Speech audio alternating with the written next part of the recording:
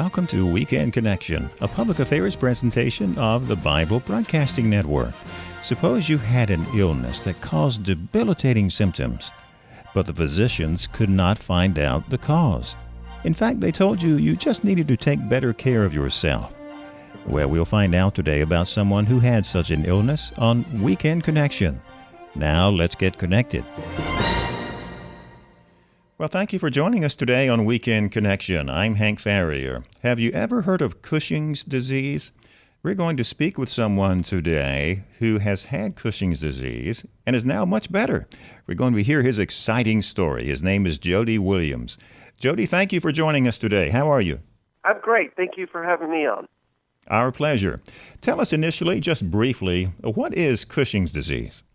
Cushing's disease is when the body forms a tumor. It's usually either on the pituitary gland or on the adrenal gland, and this tumor causes the body to secrete excess cortisol. And what are the manifestations of that? So cortisol is a natural hormone, and when it's in its natural state, it regulates metabolism, the circulatory system. It affects your moods and the feelings of well-being, sexual function, and many other chemical reactions. When there's excess cortisol, some very different things happen. A person gains weight very, very quickly. I gained 90 pounds in about 120 days. As a result, they exhibit stretch marks, purple stretch marks on their sides, on their back, and for women on their breast. As a result of the excess weight, people normally get diabetes, high blood pressure. The bones are weakened because the disease actually pulls calcium out of the bones. And so the bones are weakened. You typically will have a lot of broken bones. I had broken ribs several times. In addition, you get kidney stones, and you're also unable to fight off infections and to heal naturally from illnesses and diseases. We're talking with Jody Williams today about Cushing's disease, which is really a serious disease that not that many people know that much about, and we're learning about it today. Jody, how about your early life? Was there anything in your early years or your lifestyle that might have tipped you off to the fact that you were going to develop this disease? No, sir, absolutely none. In fact, I was extremely active. I rode mountain bikes and competed a little bit in that area. I was the official for baseball, football, and basketball. And when this first hit me, I was officiating basketball. And all of a sudden, I started gaining weight really quickly, and it got harder and harder to run and keep up. And eventually, I could not do that anymore. It just hit so quickly. I went to the doctor and asked why, and his response was that I had just hit that age when your body stops working well. That really didn't make sense, but he was the expert, so I went with that explanation. Are there any other common misdiagnoses that you've heard about since you've learned about Cushing's disease? Yes, sir. As a matter of fact, this disease typically someone who gets it goes at least 5 years with symptoms before someone puts it all together and realizes something is going on. In my case, it was over 15 years. And I developed all of the symptoms that I mentioned earlier. But I believe what happened is when I would walk in to see a doctor, they would see how I looked, and they saw a fat person, and they said, oh, I know this story. This is someone who's not eating right. This is someone who's not exercising. And so to fix their condition, they need to go to the gym and they need to eat right. So unfortunately, my diagnosis was missed for many, many years.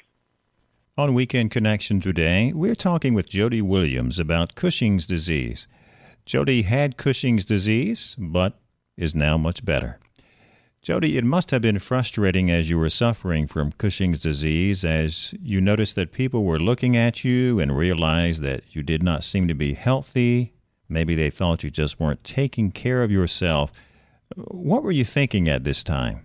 It was very difficult emotionally. I had hired a personal trainer, and I hired a dietitian because I wanted to get control of my weight. I knew that if I continued it would get worse and worse. I had already developed diabetes and high blood pressure, and I didn't want to die too young. I had a young family that I was responsible for, and my family and friends would gently talk to me and try to encourage me to lose weight, but no matter what I did, it wouldn't work. My personal trainer was very, very frustrated. She had me on an extremely strong workout. I was working out 6 days a week, lifting weights and doing aerobic exercise for up to an hour, and nothing was working. At some point, you were diagnosed as having Cushing's disease. How did that happen? This is the most interesting and exciting part for me as a Christian. So what eventually ended up happening is I developed diverticulitis, which is an infection of the intestines and colon. And mine got to the point that my colon ruptured, and it was an emergency situation. I went in and had emergency surgery, and as I was in the recovery room, I heard a voice that said, "You have something wrong with your pituitary gland. You need to tell the doctors you have something wrong with your pituitary gland." At the same moment, the doctors were telling my wife and my mom that I had a 50-50 chance of making it through the next 48 hours. I was very, very sick. I told the doctors about this voice that I had heard, and they thought that it just didn't make sense because the pituitary shouldn't have anything to do with the intestines.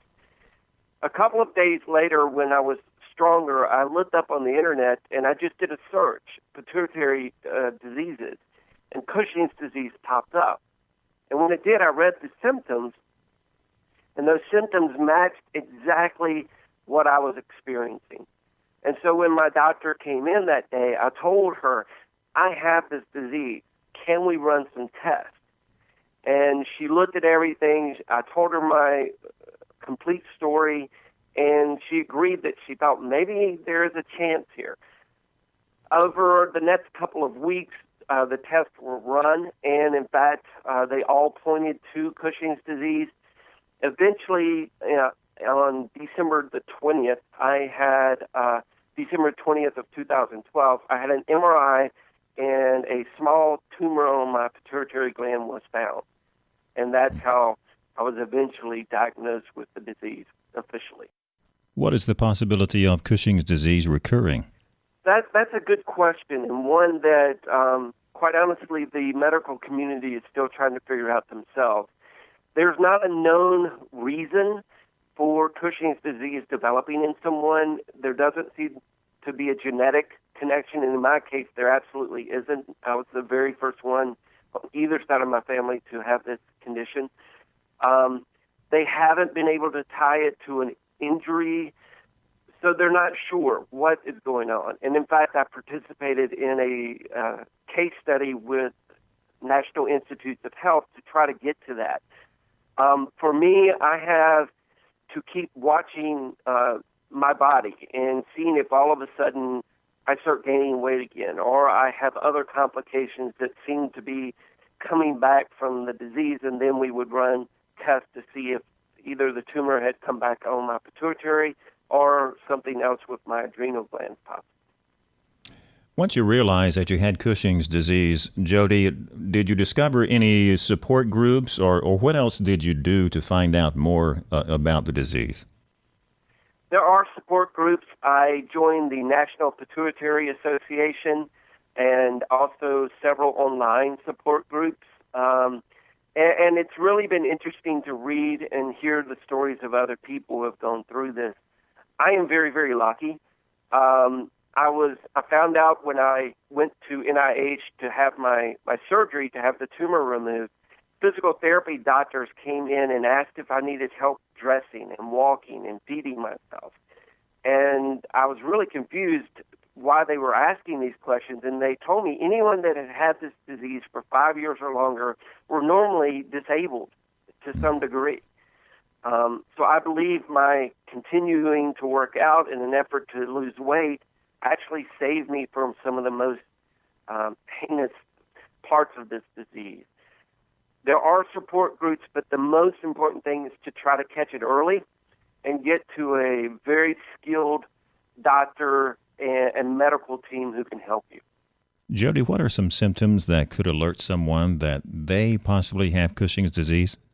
The two that I would focus on the most would be very, very fast weight gain. There was a young lady who was at NIH when I was there, and she was on a purely liquid diet consisting of about 600 calories a day, and she was still gaining 1 to 2 pounds a day. She was extremely obese. I believe her weight was around 450 pounds. The highest I got was about 280. But the other telltale sign are the stretch marks. Deep, rather wide purple stretch marks on the sides, on the stomach, and on the breast of women. When you see those are the key indicators that there is a problem with the hormones in the body and most likely points to Cushing's disease. Is there a website where listeners could go to find out more about Cushing's disease? One place that they could go is to NIH, National Institutes of Health, and do a search within their domain about Cushing's disease. They have fantastic information, and I would highly recommend the doctors and the surgeons for that group. There are other groups. The Pituitary Association is another good one. And then just to hear the story of how it affected me, I would recommend reading my book, which is The Spirit Told Me What the Doctors Couldn't. And you could get to that one at www.thespirittoldme.com. Okay. And Jody, you say otherwise you're completely healthy now? You completely recovered? Well, it was a long process. For me, I ended up having 9 surgeries over 2 years.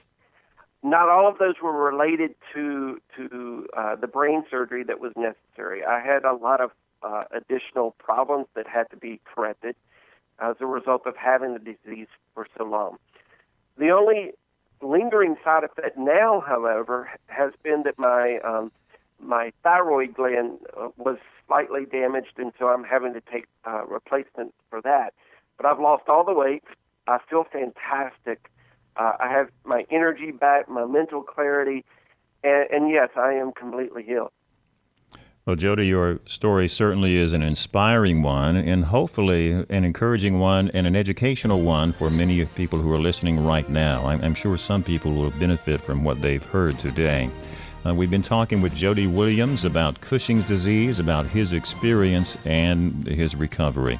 Jody, thank you for talking with us today. Thank you. I really appreciate the opportunity to tell people about this disease, and hopefully someone will identify the symptoms in themselves or someone they love and be able to catch this quickly.